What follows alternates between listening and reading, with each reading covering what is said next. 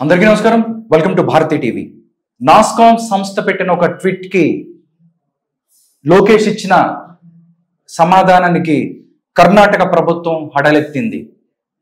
నిజంగా అసలు నాస్కామ్ ఏం చెప్పింది, దానికి కర్ణాటక ప్రభుత్వం ఏ విధంగా రెస్పాండ్ అయ్యింది, అసలు ఆంధ్రప్రదేశ్ కి పరిశ్రమలు రావడానికి లోకేష్ ఎలాంటి ప్రయత్నాలు చేస్తున్నారు, ఈ విషయాల మీద మనతో చర్చించడానికి దుర్గాప్రసాద్ మాస్టర్ ఉన్నారు. మాస్టర్ గారితో మాట్లాడదాం. నమస్కారం సార్. నమస్కారం రాధాకృష్ణ గారు. సార్, లోకేష్ దెబ్బకి కర్ణాటక ప్రభుత్వం హడలెత్తిపోయి బాబో మేమేం మాట్లాడలేదు, ఇంకా ఏమి దీనికి సంబంధించి ఎలాంటి నిర్ణయం తీసుకోలేదు అని చెప్పి మాట్లాడిన పరిస్థితి. నాస్కామ్ సంస్థ సంబంధించి అసలు ఏంటి ఈ ప్రైవేట్ కి సంబంధించిన ఈ బిల్ ఏంటి, వాళ్ళు ఎలాంటి ప్రతిపాదన చేశారు, మళ్ళీ మేము వెనక్కి ఎలా వచ్చారు అంటే ఏం చెప్తారు? కర్ణాటక ప్రభుత్వం సిద్ధరామయ్య చీఫ్ మినిస్టర్ ఉన్నారండి. వీళ్ళు ఏంటంటే ఆ ఓట్ల గురించి అంటే కన్నడ ఎవరైతే 15 years అంటే బెంగళూరులో ఉన్నట్టు అంటే కర్ణాటక స్టేట్ లో ఉండి ఓకే లేదా అక్కడ పుట్టి అక్కడ చదువుకున్న వాళ్ళు 15 years ఏ స్టేట్ లో ఉండి ఇక్కడ 15 years ఉన్నట్లయితే వాళ్ళకి రిజర్వేషన్ తో ప్రైవేట్ సంస్థలు అన్నిటి కూడా సిడి గ్రూపుల్లో అంటే వాళ్ళు ఒక 50% ఒకటి 75% వరకు ఇచ్చేయమని చెప్పేసి ఒక బిల్ పాస్ చేద్దామని ట్రై చేశారండి. బిల్ పాస్ చేస్తారు కూడా. ఇది మొత్తం ఆ ప్రైవేట్ సంస్థలన్నిటి కూడా ఒక అసెషన్ ఉంది నాస్కాము, వాళ్ళు అబ్జెక్షన్ పెట్టారు. ఏంటంటే కొన్ని వేల కోట్లు పెట్టి వాళ్ళు డబ్బులు ఖర్చు పెట్టి లాభాలు వస్తాయో తెలియదు, వాళ్ళ జీవితాలను కానీ వాళ్ళ ఫ్యామిలీస్ అంతా వదిలేసి వాళ్ళు ఒక ప్రైవేట్ సంస్థను నెలకొల్పుతారండి. అవును, రాత్రనక పగలనక కష్టపడి డబ్బులతో వాళ్ళందరూ గ్రూప్ గా ఫామ్ అయ్యి ఒక ఫ్యాక్టరీ కానీ ఒక ఇండస్ట్రీని స్టార్ట్ చేసినప్పుడు దానికి లాభాలు వస్తాయా లేకపోతే ఏంటి పరిస్థితి కూడా తెలియకుండా వాళ్ళు ఒక స్టార్ట్ చేస్తే వీళ్ళు రిజర్వేషన్లు పెట్టాలి అని కొన్ని ఆంక్షలు పెట్టారనుకోండి. ఏ రిజర్వేషన్లు కన్నడ వాళ్ళకి, ఎందుకంటే అక్కడ ఆ ఫ్యాక్టరీ పెట్టింది ఒక టాలెంటెడ్ పీపుల్ కావాలి, వాళ్ళకి నిష్ణాతులైన ఎక్స్పర్ట్స్ కావాలి. అది ఒకవేళ దొరకకపోతే కంపల్సరీగా ఉన్న వాళ్ళతో అడ్జస్ట్ చేయాలి. అలా చేస్తే కంపెనీకి లాస్ అవుతుంది. ఆ కంపెనీ లాస్ అవుతే మరి ఆ డబ్బులు ఎవరు పెట్టుకుంటారు?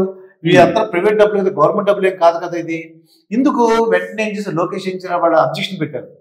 మేము దీనికి సంసిద్ధతగా లేము, మాకు ఇది ఇబ్బంది ఉంది, మేము ఈ లోకల్ పీపుల్ కి అంటే కన్నడ పీపుల్ కి మేము రిజర్వేషన్స్ ఇవ్వలేమని చెప్పేసి వాళ్ళు తమ సంసిద్ధతని అంటే ఇవ్వడం కుదరదని చెప్పేసి వాళ్ళు ఒక విముఖతని వ్యక్తం చేశారు.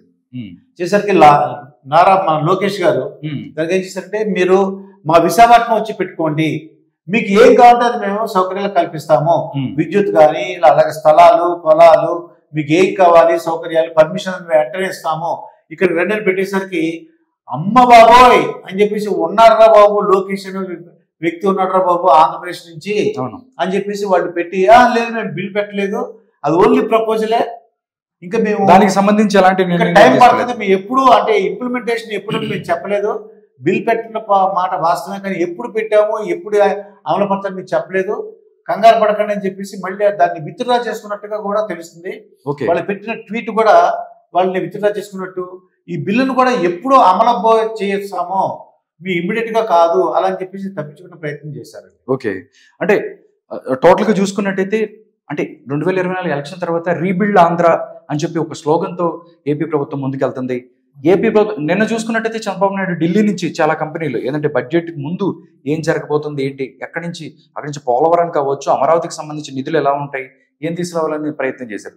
అంటే ఆంధ్రప్రదేశ్ లో లోకేష్ అవ్వచ్చు, పవన్ కళ్యాణ్ అవ్వచ్చు, చంద్రబాబు నాయుడు గారు అవ్వచ్చు, మొత్తం పరిశ్రమలు తీసుకురావడానికి ఏదైతే ఇన్ఫ్రాస్ట్రక్చర్ డెవలప్ చేయడానికి దాంతోపాటు కంపెనీస్ కోసం ప్రయత్నిస్తారు అని చెప్పడానికి ఇది ఉదాహరణగా చెప్పుకోవచ్చు. ఇది ఇమ్మీడియట్ గా ఎంత ఎన్ని గట్టి ప్రయత్నాలు చేస్తున్నారంటే ఇటువంటి పరిస్థితుల్లో కూడా మన ఇంతకాలం 5 years ఫ్యాక్టరీస్ కానీ ఇండస్ట్రీస్ రాలేదండి.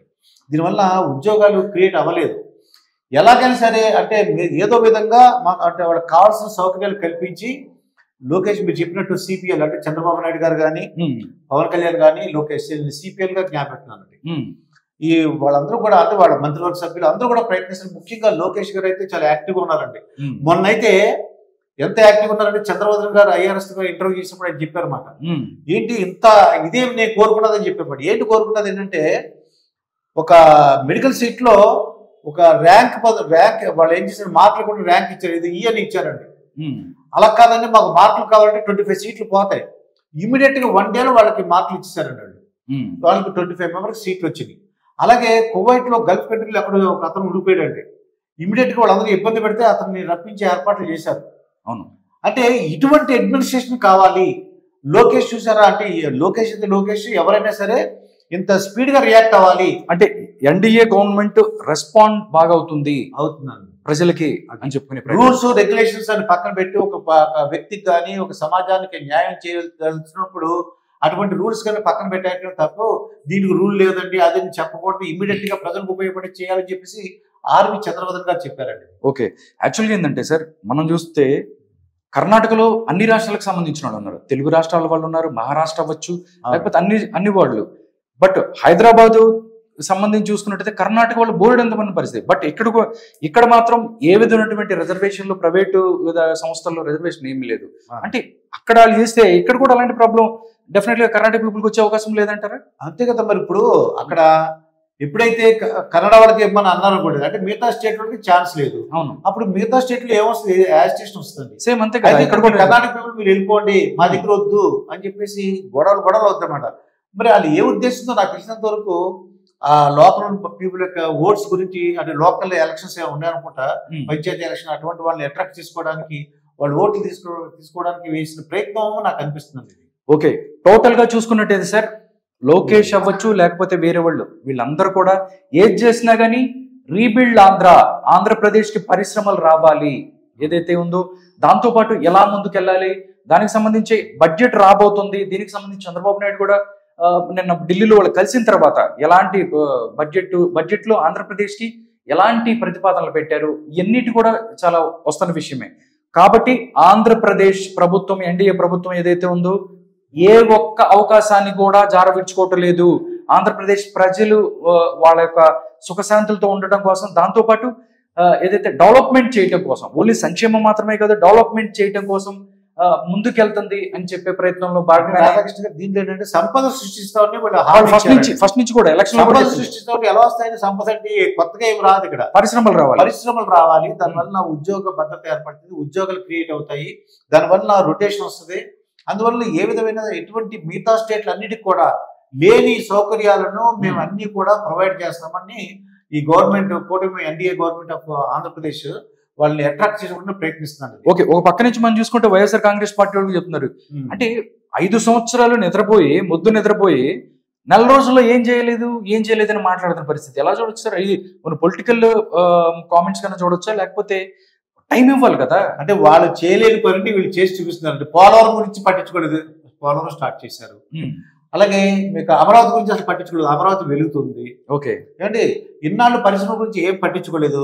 నారా లోకేష్ గారిని విపరీతంగా ట్రై చేస్తున్నారు.